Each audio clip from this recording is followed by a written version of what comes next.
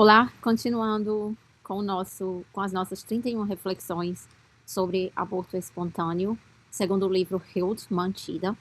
Hoje, acredito que seja o dia 12, né?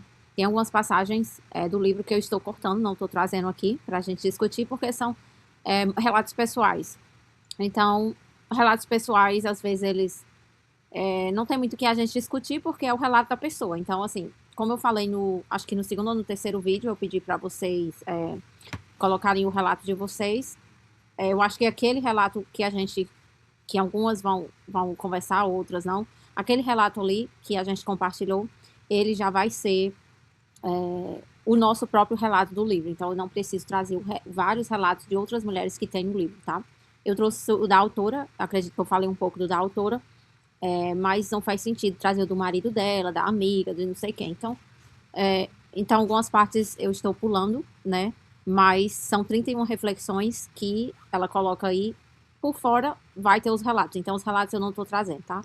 Só para esclarecer para quem comprou o livro, tá lendo o livro e tá achando estranho isso, porque eu não trouxe, né?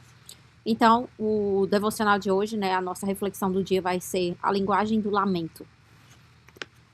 Então, muitas vezes, a resposta religiosa correta, né, que recebemos ou que nos é passado de geração em geração, é que o luto, se a gente é cristão, o nosso luto ele tem que ser enxugar as lágrimas e seguir em frente. Essa é a forma correta. Muitas das vezes eu já ouvi, tanto quando eu perdi meus pais, minha mãe e meu pai, eu ouvi as pessoas falando assim, Deus vai dar o consolo, não chore não que Deus vai dar o consolo.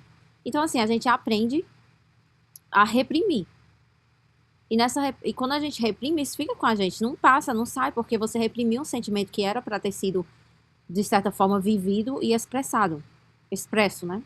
Expressado não existe, expresso. Então, uma coisa que você devia expressar foi cortado, de certa forma. Porque, segundo as tradições, né, de pessoas religiosas, a forma correta é enxugar as lágrimas e confiar em Deus. É isso que nos é compartilhado aí pra gente fazer. E não, a gente não pode lamentar, por exemplo. Então, nos é passado conter as emoções, né? Contenha suas emoções descontroladas, né? Não chore, não lamente, não pragueje contra Deus e certas coisas. Mas em Salmos, no livro de Salmos, a gente vê que Davi, um texto daquele livro ali é lamento, de Davi lamentando para Deus. Né? Em Salmos de Davi podemos perceber que ele se expressa através de seus sentimentos. A maioria dos salmos, gente, é como se fosse um diário aquilo ali. Cada dia, ele tá passando por uma coisa, ele tá expressando, ele tá lamentando, às vezes ele tá feliz, ele tá muito feliz em Deus pelo que Deus fez, às vezes ele fala, onde está a ti, Senhor, porque encobre de mim tua face. Então, assim, é um livro que ele expressa sentimentos. Então, a gente vê que o popular que nos é passado para conter a nossa emoção, reprimir a nossa emoção, tá errado.